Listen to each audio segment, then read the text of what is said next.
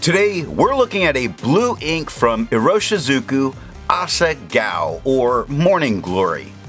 Now, if you're in a hurry, you can skip around. There's timestamps down in the description, but if you've got the time, I'd appreciate you checking out the entire video. That really does help this channel out. Hi, I'm an ink guy, so welcome back if you've been here before.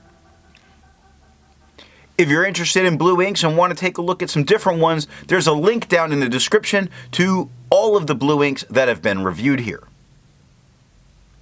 To standardize some of the writing samples, 3 papers are always used: Clairfontaine, Tomoe River, and Rhodia dot pad. Now let's take a look at the first one, 90 GSM Clairfontaine. We have no bleeding, no ghosting. The 1.1 has no feather, spread, halo sheen, no shade. The extra fine is a little lighter than the stub with no feather, spread, halo sheen. There's only moments of shading that you can find by looking for where it's not super dark, like the J in jumps. Okay, the O in over. They're just a little bit lighter there. 5 seconds to dry. The medium is about the same tone as the extra fine with no feather, spread, halo sheen. Again, moments of lighter writing, like brown starts darker and then goes to a mid-tone. Now, its mid-tone is still a dark blue.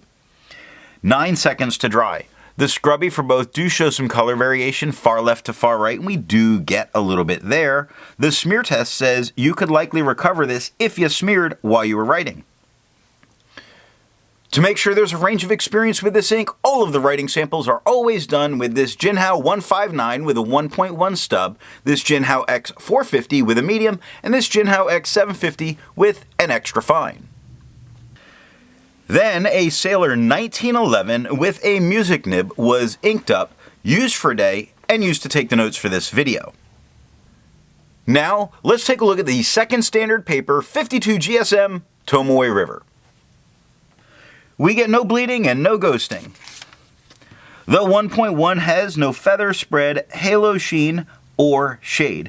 The extra fine is a little lighter than the stub with no feather, spread, halo sheen. Moments of shade, you find the lighter spots like the U in quick, the bottom of the F and O in fox, the O in dog, so there are some lighter spots. 14 seconds to dry. The medium is the same tone as the stub with no feather, spread, halo sheen, no shade, 32 seconds to dry. The scrubby of the extra fine shows some color variation, and it is possible there. The medium shows none, and we got none. And the smear test says you likely don't recover this if you smear while writing on Tomoe River. I agree with Vita. There's a lot to learn by doing multiple chromatographies. The one on the left is done the way it's supposed to be done. A line of ink is put down, and it's immediately put into water for 10 to 15 seconds. Now that weird coloration spot in the middle, I think when this got placed down, the table wasn't as clean as it should have been, and that's a transfer. That's not something in the ink. We do see this ink is a true blue. It's a great prime blue. Although very dark, it pushes its way up slowly and all gathers very dark at the top. The one on the right is let dry for 10 minutes before it's dunked into water.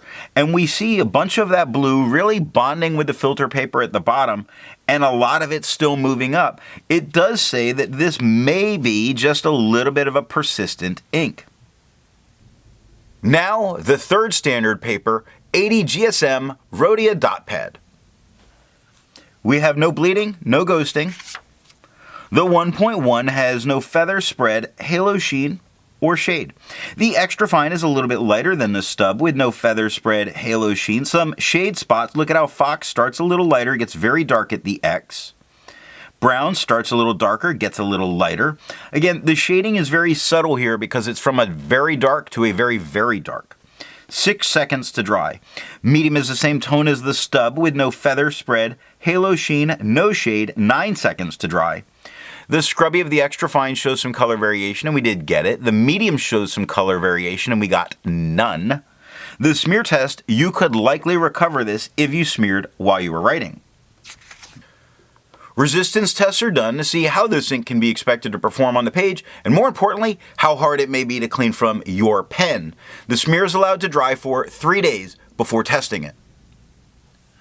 The first thing that's very interesting to me in this swatch is you do see some sheen on it, which is one of the reasons I don't care for swatches in looking at colors, because I never get any of that sheen in the writing, but it does show some red sheen here. All right, on to the highlighter. It does spread just slightly and become a little bit woolly, but it's fully readable, which would make me feel safe using it in a note-taking situation if I needed to go back and highlight. Now, water is lifting all of those darkest tones, but it's leaving a bunch of the blue still on the paper.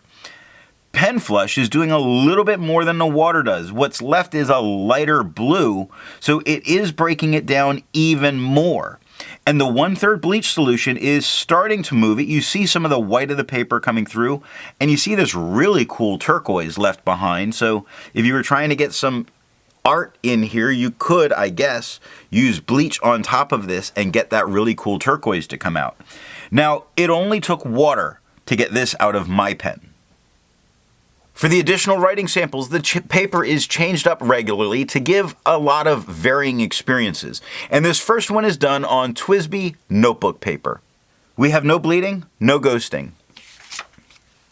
The 1.1 has no feather, spread, halo sheen, or shade.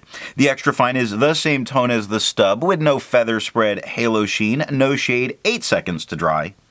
Medium is the same tone as the extra fine and the stub with no feather spread, halo sheen, no shade, 10 seconds to dry. The scrubby for both shows no color variation, and there was none.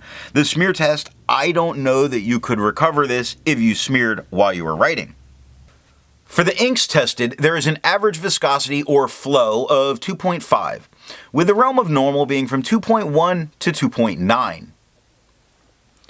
Iroshizuku's Morning Glory has a viscosity of 1.39, making this a wet ink. The next writing sample is done on Monokaki paper. We have no bleeding, no ghosting. I mean, you see it coming through on a scrubby some, but that's where it's put down ridiculously. The 1.1 has no feather spread, halo sheen, no shade. The extra fine is a little lighter than the stub with no feather spread, halo sheen. There's some tone variation in the writing. I don't really want to call it shading, but the word dog looks a little lighter than the word quick. Okay, so you see some word tone changes like that, but not a ton. There is some there technically. 5 seconds to dry. Medium is the same tone as the extra fine with no feather spread, halo sheen, no shade, 8 seconds to dry. So nice dry times here. The scrubby for both are showing no real tone variation, and we're really not getting very much. The smear test, I don't know that you could recover it if you smeared while you were writing. For the inks tested, the average dry time was 17 seconds, with the realm of normal being from 13 to 21 seconds. Iroshizuku's Asa gao, or Morning Glory, has an average dry time of 12 seconds, making this a little bit faster drying than normal. The last writing sample is done on Fabriano Echo Qua. We have no bleeding, no ghosting. The 1.1 has no feather spread, halo sheen, and no shade. The extra fine is just a tad lighter than the stub with no feather spread, halo sheen, no shade, 5 seconds to dry. The medium is the same tone as the extra fine with no feather spread, halo sheen, or shade, and 7 seconds to dry. Now the scrubby for both are showing us no color variation. We didn't expect it, we didn't get it, but the smear test, you could likely recover this if you smeared while you were writing. Instead of finding inks that look like Iroshizuku's Asa gao or Morning Glory, I would prefer to find an ink that complements its color on the page.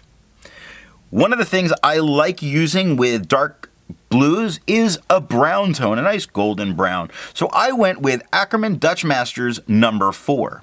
If you'd prefer a different brown or a different color altogether, then take a look down in the description where you're going to see links to playlists sorted by color. So what do I think of Iroshizuku's Asa gao? This is a solid performing dark professional blue. It can give some shading given the right conditions.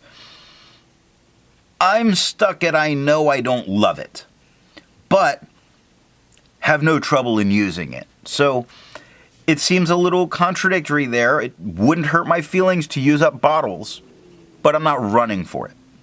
So what nib and pen will give the best writing experience with this ink? I think it's worth sacrificing the shadowing or the shading and going with a much darker tone. From a wet medium or wet fine really puts a great dark blue that's not so dark it looks black. It's really good that way. So wet fine or wet medium is the choice for me. I hope you got something out of this video, and don't forget to come back tomorrow when we're going to take a look at Lamy Red.